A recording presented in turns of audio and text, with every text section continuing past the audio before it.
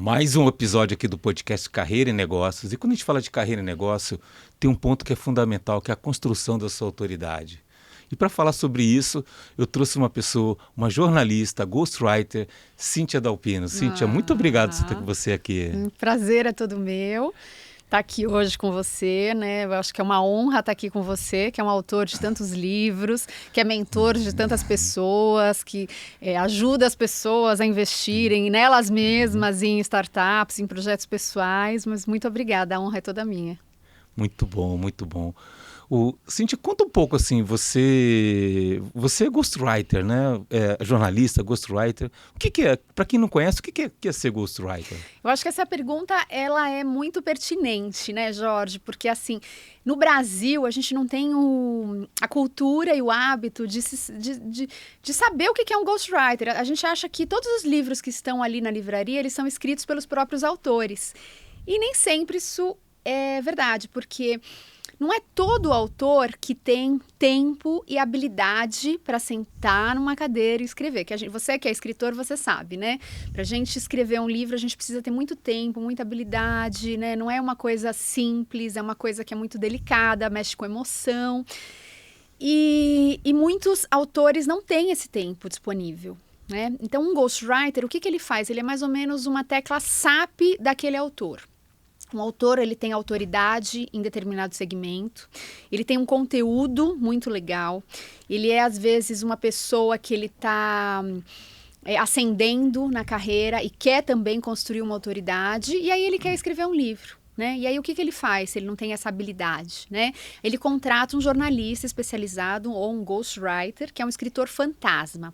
E esse escritor fantasma, que no caso sou eu, né, é uma pessoa que faz as entrevistas, né, com os autores e traz para o papel tudo aquilo que está dentro dele. Então eu consigo extrair daquele autor tudo aquilo que ele tem de melhor para a gente levar esse conteúdo para o público final, né? Que é aquele leitor que vai estar na livraria, que vai abrir o livro e que vai se apaixonar pelo livro, né? Porque acho que eu costumo dizer assim, o livro, ele não é só um amontoado de palavras, né? Assim, não é só você escrever aquele monte de coisa técnica que você sabe, porque tem muito autor que ele é muito especialista naquilo que fala, né? Eu já escrevi muito livro de médico, por exemplo, só me estendendo um pouquinho nesse assunto de ghostwriter. E médicos, eles são extremamente especialistas naquela área, né? Então, por exemplo, uma vez eu fui escrever um livro de um ginecologista e obstetra. E aí a gente foi começar o livro e ele foi trazendo termos, assim, extremamente técnicos e eu falei, peraí, a gente não está fazendo um congresso para médicos.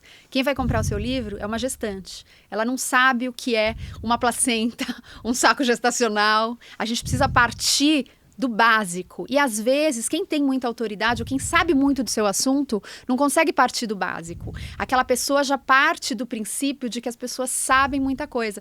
Então, eu faço o quê com esse autor? Eu faço ele descer alguns degraus para pegar o autor pela mão e subir e caminhar degrau por degrau para levar esse leitor até o entendimento daquele assunto, né? Porque quando a gente é especialista sobre um assunto, a gente, às vezes, cai no esquecimento de que as pessoas não sabem o básico sobre aquele assunto. A gente começa a falar lá de cima, né? Então, assim, descer um pouquinho e aí falar alguns tons abaixo para levar aquele leitor até onde ele precisa. Então, é isso que o ghostwriter faz. Ele é essa tecla SAP, sabe? Assim, ele faz essa ponte entre esse leitor e esse autor. E quando eu digo fazer essa ponte, eu também me coloco como leitora quando eu entrevisto o autor, né? Porque eu também tenho a minha curiosidade e, além de ter a minha curiosidade, conforme eu vou entrevistando, eu fico pensando o que aquele leitor vai ter de curiosidade para saber a respeito daquele assunto e vou perguntando, né? E a função também é um pouco de ser uma repórter investigativa, na verdade, né? Porque aí você vai perguntando coisas para aquele autor a fim de extrair o melhor e extrair aquilo que ele tem para contar que pode contribuir com o leitor. Porque às vezes o leitor não tá ali para fazer aquela pergunta e tá lendo o livro e fala, nossa, eu queria tanto que ele tivesse contado aquilo. E aí eu faço esse papel no meio do caminho ali pra gente tentar trazer a obra já pronta para esse leitor pegar ela na livraria, ler e falar, gente, era exatamente isso que eu tava pensando que eu queria que ele respondesse. Então que nem gravar um podcast, né? É verdade. Muito legal, muito legal. E assim, e não tem risco de ficar meio pasteurizado, assim, ficar todos os livros escritos pelo mesmo Ghost tem uma similaridade? Como é que faz, assim, para capturar a essência da pessoa? É uma excelente pergunta, né? Porque, assim, exatamente isso que nunca pode acontecer. Um ghostwriter, a arte desse trabalho, né? É justamente você se despir todas as vezes que você começa um livro novo. Então, eu digo que é como se fosse uma cobra que trocasse de pele sempre que começa um livro novo. Porque eu não posso entrar num livro sendo a Cíntia. Eu tenho que entrar num livro virgem, sem entender nada daquele assunto, sem colocar as minhas crenças, sem colocar as minhas palavras, sem colocar o meu jeito, sem colocar o meu comportamento, sem colocar nada. Eu preciso ser simplesmente uma observadora, uma testemunha ocular daquele fenômeno que é aquele indivíduo que vai trazer para mim tudo aquilo. E aí eu absorvo, né, o máximo que eu posso daquele autor, e absorvendo o máximo que eu posso daquele autor, né, eu tento escrever em primeira pessoa com aquilo que ele sente, né? Então, eu já trabalhei com autores que era muito interessante, que eu conhecia tão bem a pessoa, que qualquer coisa que a pessoa fosse escrever, ela falava assim pra mim, eu vou escrever sobre tal assunto. Eu falava, mas o que você quer escrever sobre? Você sabe o que eu penso sobre esse assunto. Então, assim, você chegar num nível de conexão que você interpreta tão bem a mente daquele autor, que você sabe a linha de raciocínio dele, o que ele acharia daquilo.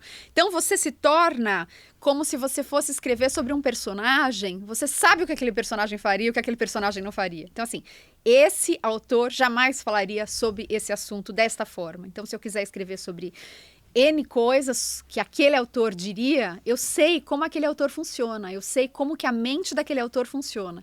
E aí, por isso que não se torna pasteurizado, né? Porque se fosse um trabalho apenas jornalístico, de entrevistar e trazer a Cíntia para o papel com o conteúdo do autor, aí seriam todos os livros iguais, né? Mas a ideia também, principalmente para não pasteurizar, né? Eu acho que um livro nunca tem que ser igual ao outro.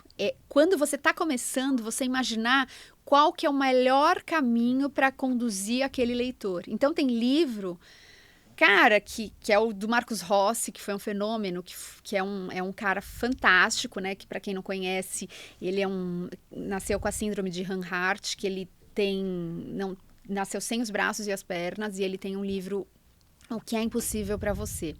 E no livro do Marcos, quando eu comecei a entrevistar, a gente percebeu que ele nunca contava uma história do começo ao fim. Ele começava uma história, engatava numa outra, e depois ele terminava.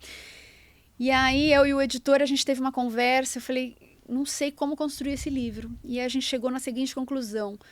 Cara, vamos fazer como se fosse um filme, a gente não vai falar a história inteira. Sabe a série que você começa, aí você para, aí você traz uma expectativa, um suspense, aí você para, aí você termina, você vai fechando o livro em outros capítulos, vai deixando o leitor sem fôlego, sabe? Então, esse, por exemplo, é um exemplo de que a gente olhou o autor e falou, caramba, esse cara não pode ser uma história cronológica da vida dele, nunca, né? Então, não é... Eu tô com um autor agora que eu tô escrevendo, não é uma biografia, são as histórias da vida dele, ele tem 90 anos, e eu tava com a história completa. A semana passada, ele me contou uma história que eu falei, cara, o livro vai começar aí. A gente ia começar de um jeito, eu falei, não, o livro vai começar aí, porque foi a coisa mais fantástica que ele podia ter me dado. Ele me deu um tesouro no meio do caminho, sabe? Então, às vezes, no meio do caminho é que você muda toda a rota. E como é que você consegue capturar a essência, né? Como é que, vamos supor assim, eu vou fazer um trabalho com Ghost e tal, como que funciona, assim? Como é que você entende a característica da pessoa, consegue chegar nesse ponto, né? Eu acho que é uma questão muito de empatia, para começar, né? Eu acho que você, primeiro, é aquela coisa, né? Se eu me despir de preconceitos, de crenças, de Cíntia, né? Eu tiro todos esses véus que a gente tem, porque a gente tem muito véu, muita crença, aí a gente ouve falar de alguém e já traz uma impressão da pessoa. E se você tem a sua impressão daquela pessoa sem conhecê-la, ou pelo que as outras pessoas falam, você nunca vai conhecer ela de verdade, né? Você tem que sempre, sem nenhum véu, para você ter a sua percepção da pessoa e daquilo que ela quer te apresentar, né? Então, eu acho que a primeira coisa é essa, e eu acho que isso para quando a gente quer conhecer qualquer ser humano, né? Porque a gente, assim, às vezes, principalmente com as redes sociais e tal, você vai com uma expectativa ou você vai com alguns preconceitos mesmo sobre algumas pessoas.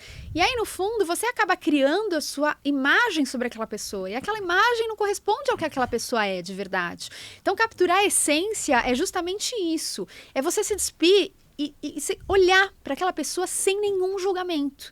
E aquela pessoa te dizer as coisas e você entrar dentro dela, sabe? Você fala assim, peraí, quem é o Jorge, além dele ser um empresário? Quem é o Jorge, além dele ser um escritor? Quem é o Jorge pai? Quem é o Jorge marido? Quem é o Jorge filho? Quem é? Porque aí você vai conhecendo a essência e essa pessoa além dos rótulos dela. Porque a gente está muito acostumado a viver numa sociedade que a gente traz, né? Primeiro o que a gente faz e depois o que a gente é, né? Então a gente nunca leva para as pessoas a nossa essência. A gente leva para as pessoas o nosso crachá. Ah, eu sou, né? A gente se apresenta. Ah, quem você é? Cíntia, escritora, jornalista, ghostwriter. E aí quando a gente faz isso, a gente deixa de ser muita coisa que a gente é. Né? Porque a gente acaba criando esses rótulos todos, e esses rótulos todos, eles nos limitam muitas vezes, né? Tanto nos limitam, quanto limitam com que as outras pessoas enxerguem outras esferas daquela pessoa, né? Então, muitos autores, eu acabo conhecendo coisas no meio do caminho. É muito interessante que às vezes tem autores que falam assim, nossa, eu nunca contei isso pra ninguém, mas eu nunca, nem minha esposa sabia dessa história. Mas, então, assim, acaba lembrando de episódios da vida ou de partes de si, acaba sendo construído quase como uma terapia, né? Que não se recordava e vem à tona no meio do processo. Eu já tive, inclusive, 2 autores que eles eram CEOs de empresas, e no meio do processo de fazer um livro, eles deixaram aquele rótulo e aquele cargo, porque eles descobriram que eles eram outra coisa. Então, é muito profundo mesmo. Porque quando você está sendo visto e analisado, você também está se vendo de uma outra maneira, né? E principalmente quando você lê o resultado daquilo, né? Eu já tive um autor que foi muito engraçado. Ele tinha um jeito de falar que não era prepotente, mas de muita segurança. E quando ele se leu, ele falou, eu não sou assim. Aí uma pessoa que trabalha com ele há 18 anos olhou e falou assim, você é exatamente assim. E aí ele, uau. Então, às vezes a pessoa nunca se enxergou, né? E tem alguém que a vê, e aí a pessoa leva um susto. Uau. Então, também tem uma questão, Jorge. Precisa ter muita coragem para se deixar ser analisado por alguém nesse ponto, nesse nível, né? Que a pessoa vai ser desnudada, quase. E nesse modelo são mais histórias pessoais, então, né? Mais coisas de negócio, coisas mais pessoais, né? Pode menos ser. romance, né? Histórias pessoais e... Eu faço muito livro de negócio, né? E tem livros de negócios que as pessoas começam a contar toda a sua saga de sabedoria e de tudo que deu certo, tal. E aí eu começo a chegar nos pontos em que o cara estava chorando no banheiro sozinho. É isso que eu quero, né? Eu não quero trazer as vitórias. As vitórias todo mundo tem, todo mundo sabe. A gente fala em todo momento, a gente quer, né? Mas o que eu quero é aquele momento que ninguém sabe, que só ele e Deus estava ali sabendo, e aí ele traz. E aí quando ele traz aquilo, aí pronto. Aí a gente humaniza um livro, por exemplo, de negócios, que é um livro que o cara acha que ele está falando para empresários, então ele precisa performar e ser o cara, etc. Mas quando ele percebe que o empresário atrás daquele leitor é uma pessoa, ele olha e fala, é verdade, esse cara também está sofrendo, esse cara também chorou embaixo do chuveiro, esse cara também tem a dor que eu tive, né? Então, até eu chegar onde eu cheguei, eu precisei passar por muita coisa. E aí ele começa a baixar um pouco essa questão de querer mostrar todas as vitórias, e começa a entender que ele pode se vulnerabilizar diante do leitor e que isso é muito positivo e que isso vai fazer com que ele conquiste esse leitor e, mais ainda, ele não perca a admiração desse leitor. Esse leitor passa a admirar ele muito mais por perceber que ele é um ser humano. Conecta, né? Conecta. E você tem a conta de quantos best-sellers você já escreveu ou não? Puxa, best-seller é uma coisa muito, né, assim, são livros comerciais, né? Então, assim, já escrevi muitos livros comerciais, já escrevi, eu acho que por quase 100 livros num total, nem todos foram publicados, né? Tem autores que acabam não conseguindo editor ou colocando na gaveta. E tem autores que ficam muitas semanas na lista dos mais vendidos, né? A lista de best-sellers, assim, eu não tenho, mas me orgulho, independente do número de livros vendidos, que eu acho que o maior negócio não é o número de livros vendidos, é o número de almas tocadas. Se você tem uma pessoa que respondeu, que leu aquele livro e ela mudou alguma coisa na vida dela, isso já faz toda a diferença. Uhum.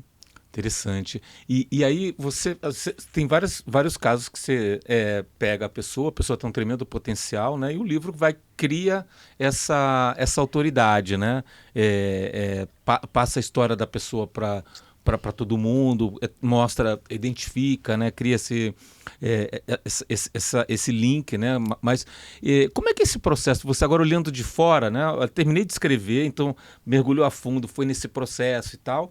Aí você terminou de escrever, aí essa transformação dos autores que você ajudou a lançar o livro, né? Nossa, é lindo de observar, porque tem autores, né? O próprio Rick Chester. Rick Chester foi um autor que eu recebi na minha casa quando ele vendia água em Copacabana, né? Então, assim, ele era uma aposta da editora, ele era uma aposta as pessoas tinham visto um vídeo dele viralizar e resolveram fazer o primeiro livro dele. Então, assim, ele ficou 2 dias comigo, o dia inteiro, conversando em casa. E quando eu olhei aquele homem, eu olhei para ele e falei assim, esse homem é um fenômeno. As pessoas precisam saber que esse homem é um fenômeno. Esse cara precisa falar para mais gente. Então, eu sabia já dentro de mim que ele ia falar para a massa, porque ele tinha uma força dentro dele indestrutível, por mais que ele não tivesse ainda, ele tivesse poucos mil seguidores, né, dentro das redes dele. Hoje nós já escrevemos 3 livros juntos, ele tem mais de 3 milhões de seguidores e ele continua sendo um dos palestrantes que mais faz palestras no Brasil, que ele faz palestra quase todos os dias. Então, é muito maravilhoso perceber que você conheceu essa pessoa, que a essência dela não mudou, mas que ele conseguiu se posicionar no lugar onde ele deveria sempre estar, né? Que ele conseguiu crescer e que ele conseguiu fazer com que aquela potência viesse à luz. Não foi só através do trabalho, foi uma construção. Ele já era um fenômeno. Ele só precisava se tornar aquilo que ele era, né? A público. Eu acho que assistir isso de camarote é uma coisa assim que te faz... Uau, acompanhei isso lá do começo. O próprio Marquinhos, né? O Marcos Rossi também, né? Quando eu conheci, e depois ver ele sendo hoje o best do Tony Robbins, que é levado em todos os treinamentos e faz... você olha e você fala assim, caramba, né? Que delícia ver uma pessoa assim crescer. E crescimento também não está só em rede social, não está só... Eu vejo um crescimento como esse autor que eu citei, que saiu de uma empresa, que ele era CEO, e ele decidiu investir num projeto pessoal. Para mim, isso foi o maior crescimento. Eu lembro que ele me ligou, ele falou, Cíntia, eu vou te contar uma coisa que só você vai ficar feliz.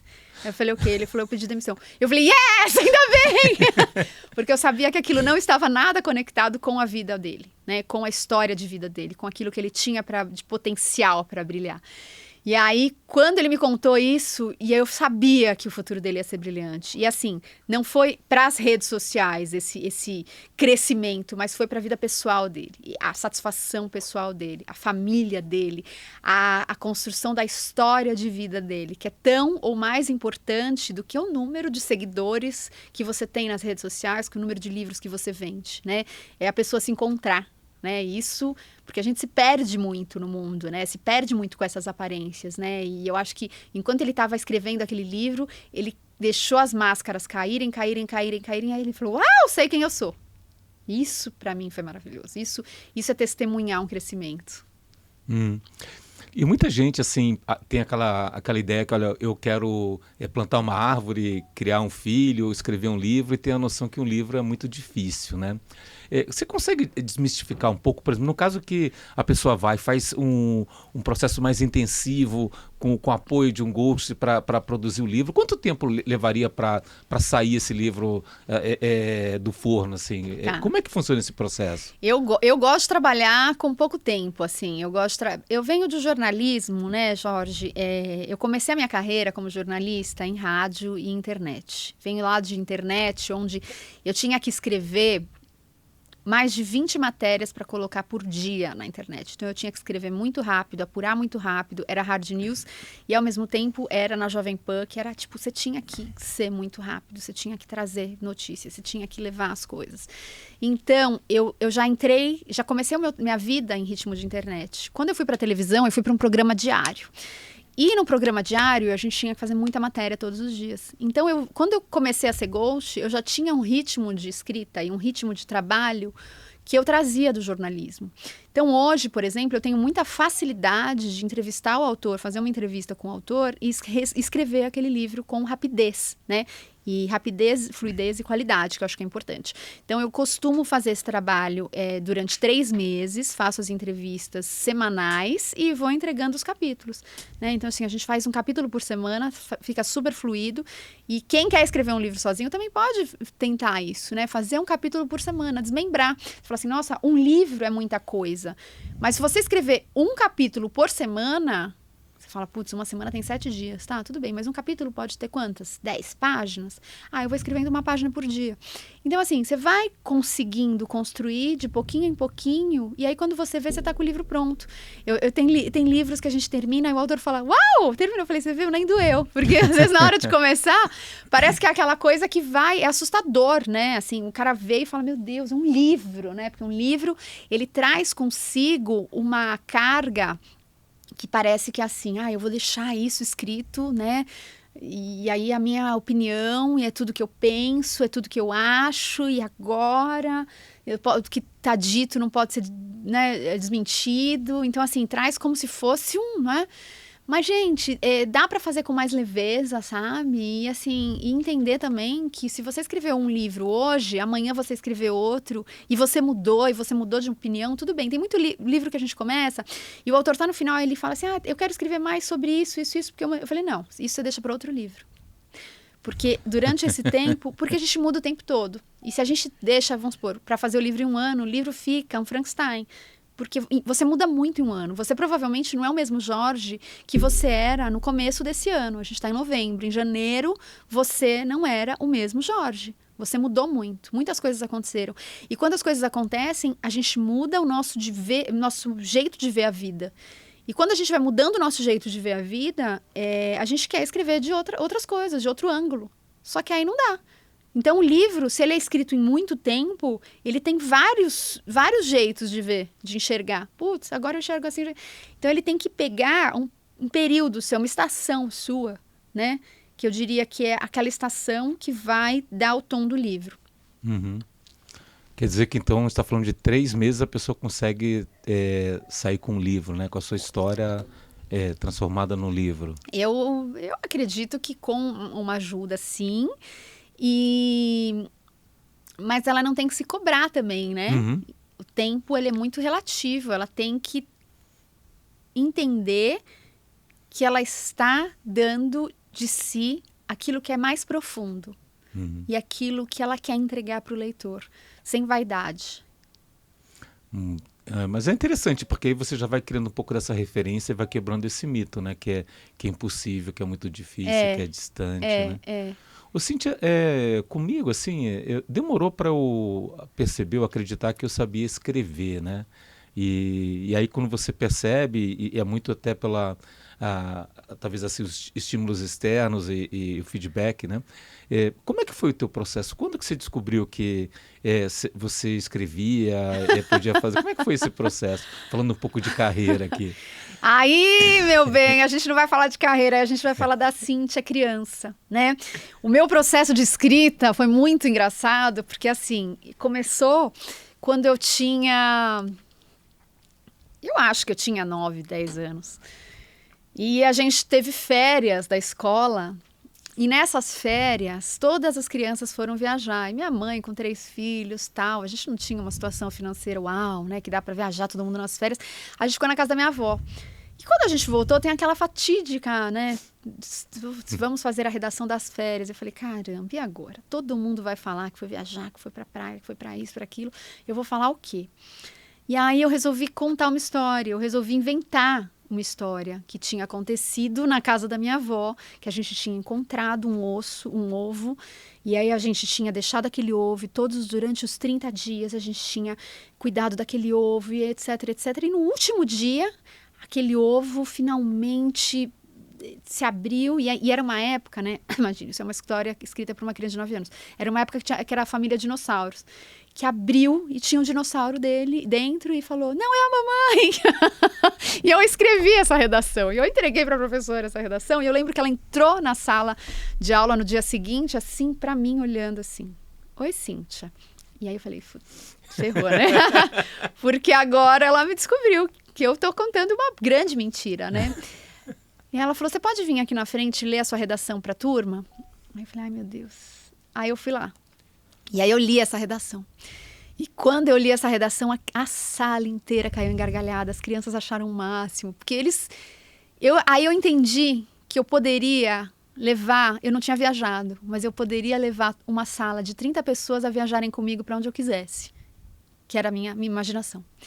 E nesse dia, para mim, além de perceber isso, né, que a viagem interna é um tesouro muito precioso e que a gente pode conduzir os outros para a nossa viagem, né? A gente não precisa ir para Aspen, né? A gente pode viajar dentro da nossa imaginação e conduzir as outras pessoas. Eu também percebi porque a professora resolveu colocar aquela redação no jornalzinho da escola.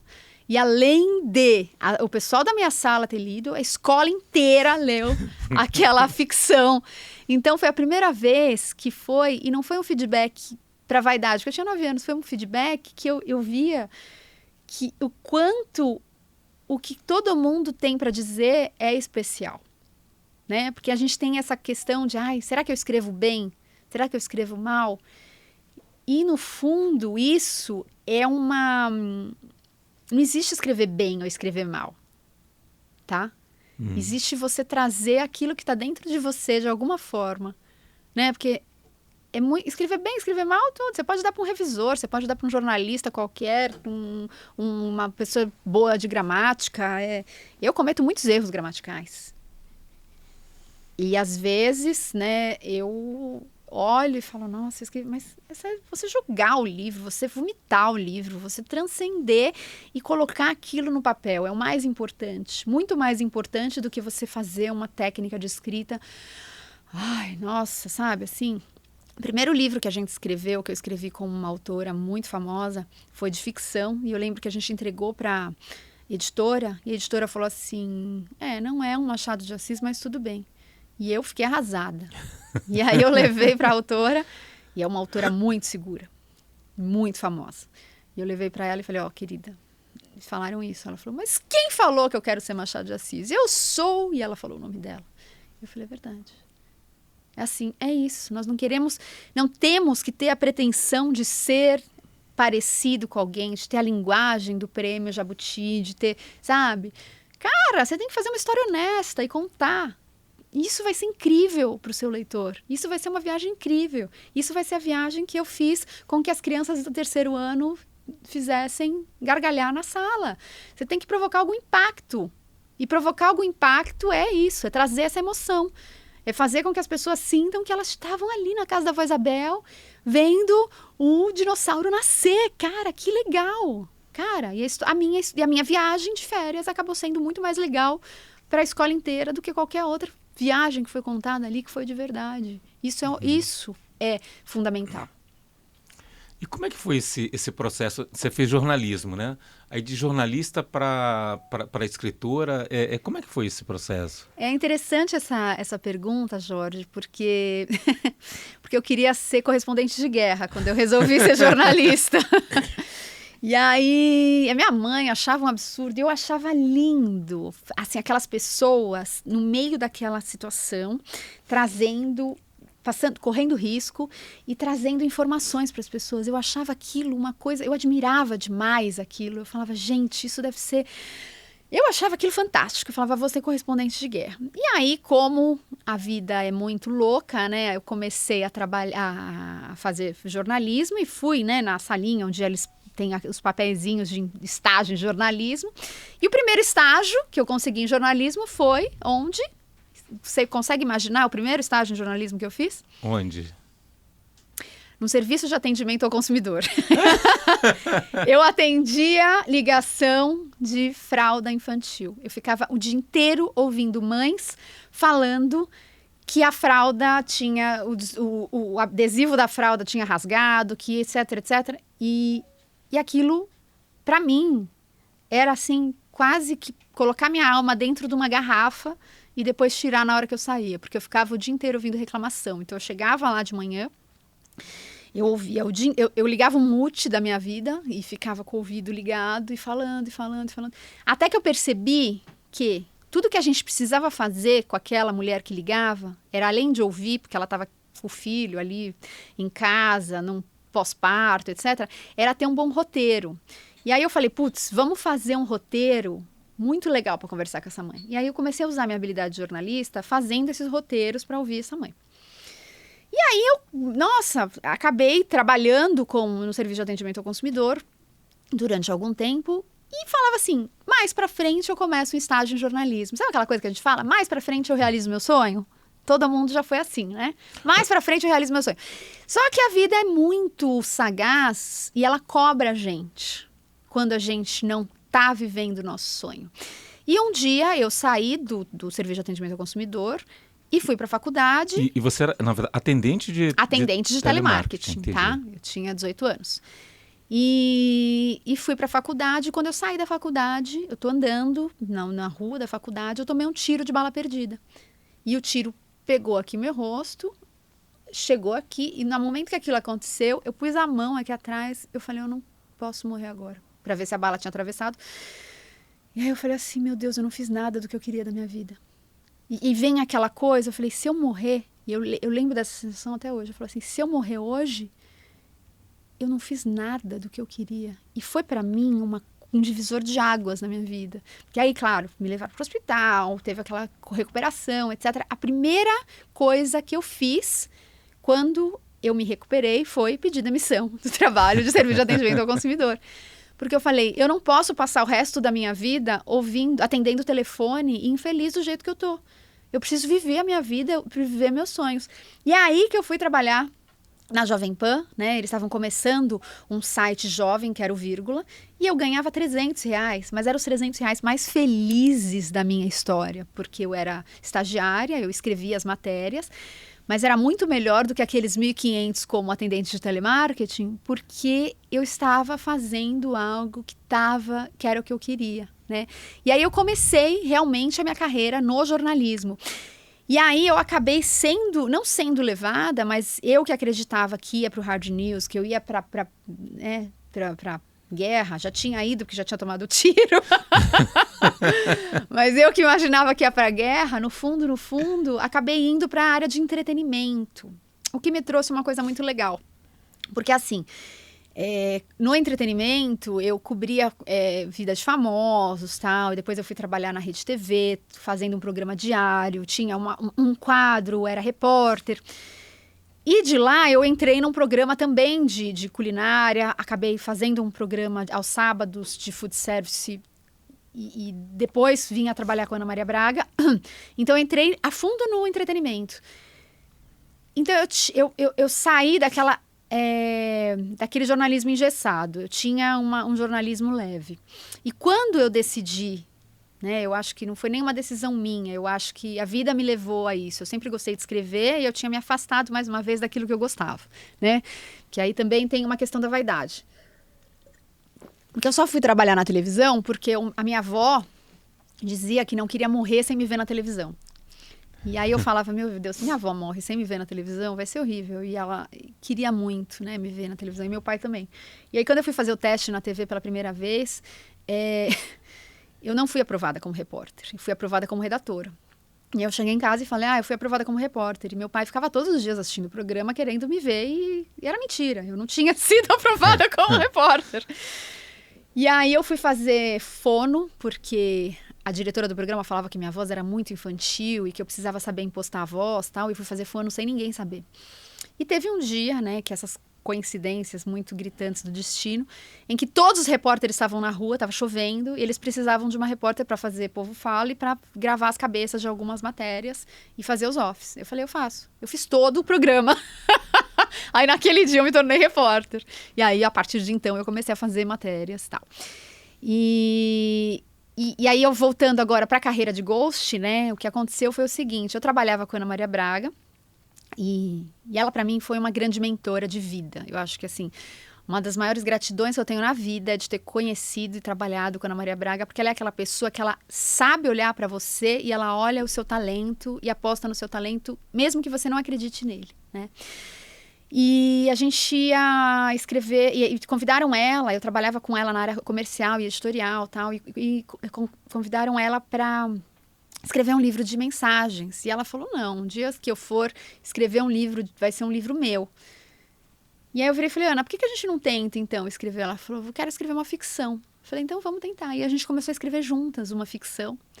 E foi o meu primeiro trabalho como ghostwriter. E eu brinco que não sei quem foi mais maluca nessa história. Foi ela de apostar numa pessoa que nunca tinha escrito um livro, ou eu de falar, vou escrever um livro de uma figura como ela, que é uma figura, né, assim, mundialmente conhecida, podemos dizer, né, assim, porque a Globo, ela é retransmitida em muitos países do mundo inteiro. E aí foi muito interessante, porque a gente fez um trabalho de parceria muito legal. Ela, evidentemente, não tinha tempo de escrever, eu escrevia, mas a gente trocava as ideias. À noite, ela chegava do programa, fazia as reuniões dela, e à noite a gente sentava, lia o que tinha sido escrito e debatia. Isso fazendo todos os dias. Então, era uma delícia, né? Então, assim, a Ana sempre muito dedicada com aquilo que ela quis fazer. E aí a gente começou a escrever muitos livros, culinária, a trazer histórias de culinária na cozinha. E aí eu percebi que era muito legal escrever. Só que aí a minha filha nasceu. E quando a minha filha nasceu, deu uma reviravolta na minha vida, né? A Ana fez um berçário para eu levar a Eva todos os dias para o escritório. Eu levei durante 1 ano a minha filha todos os dias para o escritório. E quando a Eva foi para a escolinha, eu comecei a ter uma crise existencial que eu não conseguia me separar dela. E eu decidi pedir demissão e ficar em casa com a minha filha.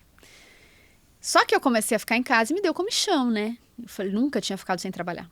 E eu falei, meu Deus, mas e agora? O que eu vou fazer? Porque eu não quero sair para trabalhar e, ao mesmo tempo, eu não quero deixar ficar sem a minha filha e não quero deixar de trabalhar. O que eu faço? Aí eu pensei, putz, eu sei escrever, já escrevi um livro, posso escrever para outras pessoas. E eu tinha contatos em editoras que tinham publicado os livros da Ana. E comecei a jogar para o universo esse desejo, né, de ser ghostwriter. E comecei a trabalhar como ghostwriter a partir de então. E como é que foi o segundo autor que você trabalhou, né? Porque eu entendi assim que você foi contando um pouco dessa história, né? Então você já estava pensando como a Ana e tudo mais, né? Isso. Aí você vai pegar uma pessoa totalmente diferente. Como é que você faz como é que foi esse processo para fazer essa releitura e escrever um livro de uma outra pessoa? Foi lindo, porque foi uma autora que tinha uma história muito linda de vida, uma história de superação. E a gente escreveu a história dela eu escrevi a história dela com muita compaixão, sabe? Então, assim, foi muito simples para mim entrar naquela história e me solidarizar com aquela mulher. Foi maravilhoso. Foi maravilhoso. Foi uma das coisas mais emocionantes que eu vivi, porque eu vivi a história dela com ela, sabe? E esse processo, depois, como é que foi, né? Aí você começou você era autônoma, Você trabalha para a editora? Como é que foi esse processo? Não. Aí foi um processo de realmente ser uma jornalista autônoma, né? E assim, muito engraçado. Você fala, o que você está fazendo? Estou escrevendo um livro. E de repente você está numa festa, você fala, o que você está fazendo? Estou escrevendo um livro. Tem sei lá, um cliente que quer escrever um livro, indica, fulano, isso. E evidentemente, depois que eu comecei a escrever muitos livros, os próprios autores indicavam para, né? Então, hoje, por exemplo, todo autor que eu já fiz dele, da esposa, do tio, o autor a gente acaba fazendo um livro da família inteira, porque acaba criando um vínculo, né? Às vezes, principalmente antes da pandemia, eu acabava frequentando muito o ambiente da casa do autor, né? E aí, escreve da minha esposa também? Aí terminava o dele, a gente escreveu da esposa. Isso aqui, vamos fazer um segundo? Vamos fazer. Então, tem autores, né, que a gente escreveu mais de 3 livros, tem autores que escreveram da família, tem autor que...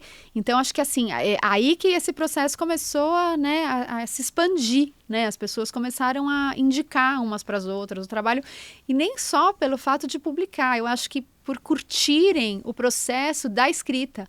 Porque o bate-papo que você tem com o Ghost quando você está escrevendo um livro é muito legal. Hoje à tarde eu tenho um bate-papo com um autor. E ontem ele já estava ansioso. E amanhã você vem, né? Às 4. Porque fica muito legal. É quase como se fosse um bate-papo a pessoa revisita a vida dela e você com alguém curioso para saber tudo. Então eu chego lá com aquela curiosidade para perguntar absolutamente tudo, e aquela pessoa fica ávida por contar tudo aquilo e me trazer elementos para que eu possa construir o livro. Então é muito legal o processo de construção de um livro.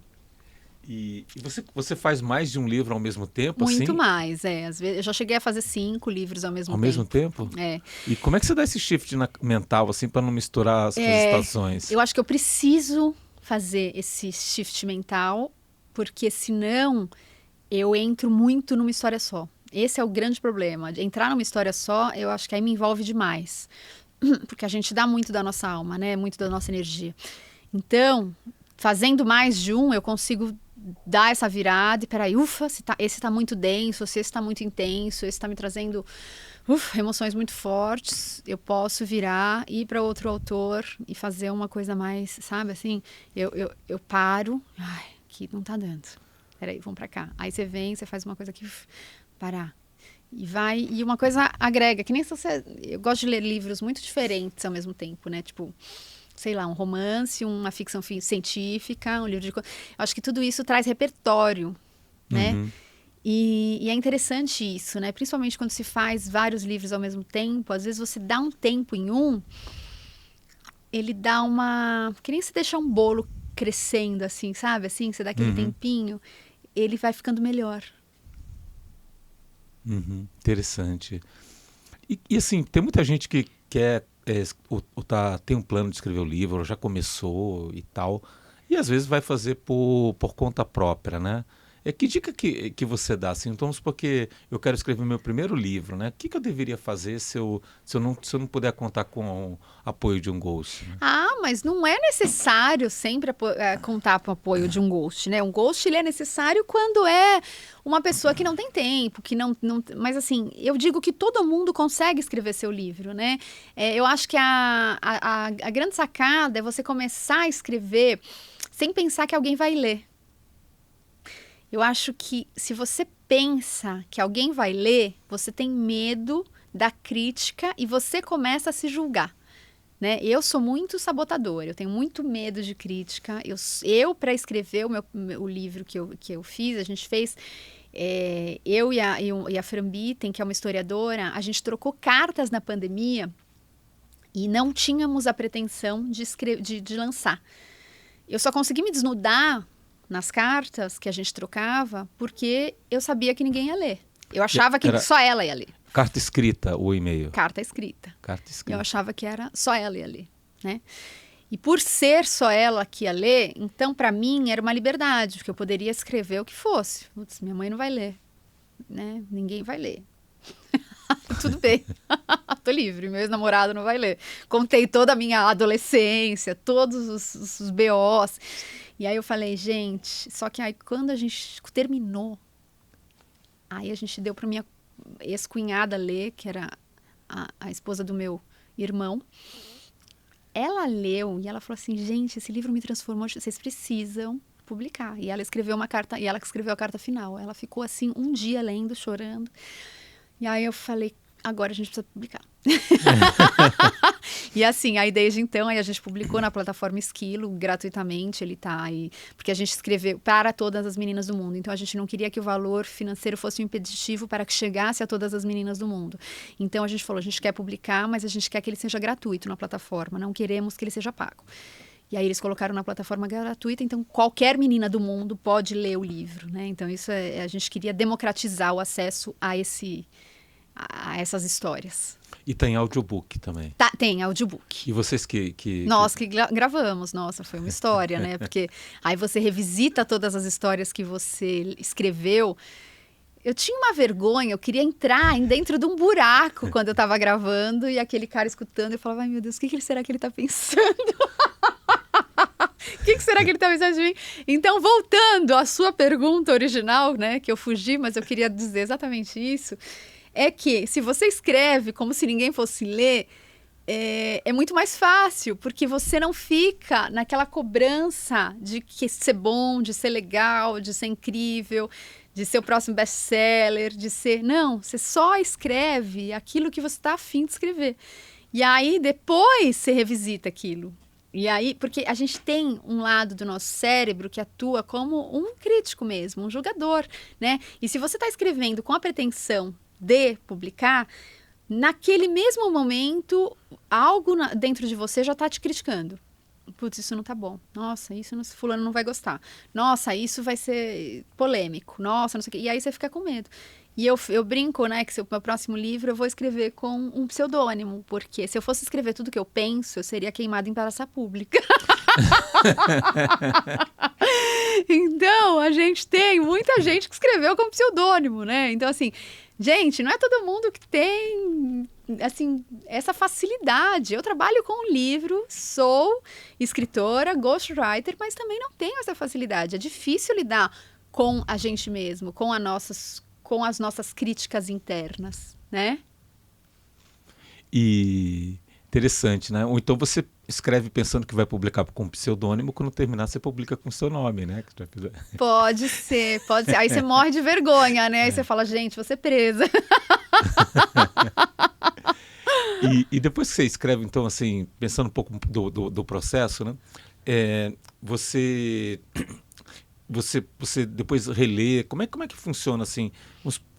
Você está escrevendo o livro, né? Já tem aquela parte bruta. Como é que quem está começando deveria tratar? O que é importante nesse processo? Olhando mais a questão do processo. Tá, olhando a questão do processo, eu vou contar como não deveria fazer, mas como eu faço, tá? Como eu faço. E é horrível esse hábito, gente, mas é o jeito que eu faço, tá? Eu não leio. Eu escrevo e não leio. Porque se eu leio, eu acho horrível tudo que eu escrevi e quero refazer tudo. Então eu deixo para ler tudo no final.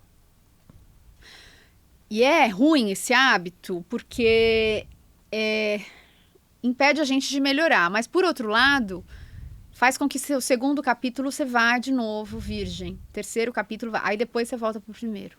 Senão, você vai olhar, você vai ver o primeiro, aí depois você vai ver o segundo. Você sempre tem algo para melhorar, entendeu? Você vai ficar um eterno revisor. E é um saco você ficar um eterno, desculpa a palavra, mas é um saco você ficar um eterno revisor, sabe? Senão você só vai revisar livro. Você não vai viver a intensidade do livro, daquilo que você tem para contar. O mais foda do processo é você contar tudo e aí depois... Cara, fiz um livro com um cara, vai lançar agora... Mas assim, ele viveu o apartheid, ele tem uma história fantástica. E quando a gente ia escrevendo, assim, eu nem voltava. Eu me emocionava tanto que eu falava, se eu voltar, se eu tirar uma vírgula do que eu escrevi, não vai ter esse efeito. Eu não sei se é Clarice Lispector ou se Lígia Fagundes Telles falou uma vez, que é melhor um parágrafo escrito com toda aquela emoção do que um parágrafo bem escrito. E eu sempre levei isso para minha vida, porque realmente essa emoção que você coloca, às vezes você coloca uma vez e na segunda, quando você vai reescrever, você tira. Paulo Coelho não deixa revisarem o livro dele, né? Ele não deixa. No começo, os primeiros livros, ele falava assim: não quero nem que revise as vírgulas e gramaticalmente. Então, tem muito disso, sabe? Assim, às vezes a gente perde um pouco da autenticidade se a gente faz, né? Muita editora faz muita preparação de texto e eu, às vezes, olho e falo assim, gente, tá. Uma vez, tinha uma preparadora de texto que estava preparando um livro que eu tinha atuado como ghost de um grande empresário. E aí ela começou a me mandar os absurdos. O que é preparação de texto? Preparação de texto é quando ela pega o texto e vai... quase como se fosse uma revisão, só que não gramatical. Ela vai dando um tapa, uma fluidez, assim, revisão sabe? lógica. E aí ela falou, gente, isso é absurdo, essa palavra não existe, essa palavra não existe. Eu falei, ok, você pode não entender. Mas ele tem 1 milhão de pessoas que acompanham ele todos os dias que sabem esse jeito dele de falar. Eu não posso tirar isso, isso é dele. Então, assim, é um jeito errado de se falar, mas ele tem que estar esse jeito errado no livro. Eu não posso consertar esse jeito. Isso tem que estar no livro, porque é isso que ele fala. E todo mundo que vê ele, onde ele estiver palestrando, ele fala assim. Isso não pode estar fora. Você não pode tirar a identidade do autor, entendeu? Então, assim, o que eu tento também fazer é preservar essa identidade do autor. Preservar essa identidade do autor, que é muito mais importante do que a beleza do texto, entendeu? Então, você está dizendo assim, acho que eu capturei aqui, né? Primeiro, se desnudar um pouco, né? Esquecer que alguém vai ler e escrever. Depois, não se preocupar muito com a escrita, se preocupar com a intensidade, com a emoção. E aí, depois, se tiver produzido, talvez aí em algum momento a revisão mais é para ajustar e concatenar a história, né? Isso, exatamente, exatamente. Porque quanto menos intelectual for o processo e mais vier de dentro, mais... Gente, você vai olhar para aquele livro e falar, cara, isso me representa. Porque as pessoas acham que um livro é feito com a cabeça. Gente, o livro não é feito com a cabeça. Ele não é feito. Nós não somos seres que carregamos uma cabeça em cima da gente e a cabeça só pensa. A gente tem a cabeça, o sentimento e a ação. E eu acho que assim... E eu falo muito para as pessoas, quando vão escrever, fazerem escaldapés antes, porque o escaldapés ele é uma técnica de medicina chinesa que é para descer o sangue da cabeça para as extremidades, né? E aí, para tirar essa intensidade de pensamento, né, da cabeça, e você não ficar tão racional, não ficar tão lógico. Porque quanto mais lógico você fica, muitas vezes mais distante você fica daquilo que você quer comunicar, sabe? Se eu for te dar entrevista aqui, se eu ficar pensando muito no que eu quero falar, eu não vou dizer aquilo que eu quero dizer, você entende? Então, assim, na escrita é a mesma coisa. Quanto mais fluido o processo e menos intelectual, mais gostoso vai ser tanto para quem está escrevendo, quanto para quem estiver lendo depois. Não, sensacional, sensacional. Muito bom. E assim, uma última dica aqui para quem... Pegando um pouco da pessoa que quer construir autoridade e quer escrever e ter uma bela história para escrever, né? Por que você diria assim que não deve esperar e deveria começar já a escrever seu livro, a contar sua história? Lembra da história do tiro, né? Então, porque a gente tá aí no mundo, né? E a gente não sabe até quando, né? Então, com 18 anos, eu saindo da faculdade e fui surpreendida por uma bala perdida, não fiquei tetraplégica e nem morri. Então, assim, a gente tá aí e a gente não pode deixar para amanhã as coisas que a gente tem que viver ou que a gente precisa colocar em prática. Eu acho que é esse o impulso. Né? Porque a gente acha que a gente tem muito tempo. Eu vou fazer, né? Que nem eu falava, eu vou ser jornalista quando eu acabar a faculdade. Não, a vida me impulsionou para aquilo. Falou, não. Minha filha, não é amanhã que se vive, é hoje, né? Então, assim, é hoje que você tem que começar, é hoje que você tem que tirar uma página que seja do seu sonho e colocá-la no papel, sabe? E cada dia que você colocar uma, é um dia a mais que você está construindo o seu sonho, que você está colocando o seu sonho para o mundo, porque as palavras, eu falo que elas são sementes e elas vão germinar. E as pessoas vão estar ali lendo aquelas palavras e elas vão estar se transformando a partir daquilo que você escreveu. Não tem legado maior para o mundo, né? Hoje eu entrei, né, no livro Para Todas as Meninas do Mundo, a gente estava com 230 avaliações, 230 mulheres escrevendo, uma falando que é melhor que terapia, outra falando que parecia que precisava ler aquilo. Cara, cada uma dessas pessoas que escreveram, para mim, foram transformadas por palavras que estavam dentro de mim. Isso é uma mágica. Cara, aí você fala 230 e pouco. Para mim é muita gente, sabe? Então, assim, você fala, nossa, então eu vou escrever para... vai escrever e aquilo vai acabar ganhando uma proporção maior, mas ela vai chegar para quem ela precisa chegar, as suas palavras, né? Uhum. A gente não pode acumular conhecimento e deixar aquilo dentro da gente apodrecer. A vida é movimento, né? Então, você que já escreveu tantos livros sabe muito bem disso, né? Todo esse conhecimento, ele tem que ir para fora, né? Eu tô falando para você e tô falando para mim também, né? Às vezes a gente deixa de escrever tanta coisa que vai ser tão positiva e preciosa para as pessoas e acaba perdendo a oportunidade de contribuir com um mundo melhor, né? Uhum. Sensacional, sensacional. Cíntia, quem quiser te encontrar, como é que faz? Meu Instagram, né? Acho que hoje a única rede social que eu uso é Cíntia com TH, Dalpino, arroba não, Cíntia Dalpino. Chega a dar meu e-mail, louca. Muito bom. Aqui tivemos hoje uma aula aqui de construção de autoridade, como é que você coloca a sua alma, né, no livro, transforma isso numa história e toca pessoas, né? Então, se você gostou aqui do podcast, acompanha, curte a gente e distribui para quem pode aproveitar desse conhecimento maravilhoso. Muito obrigado.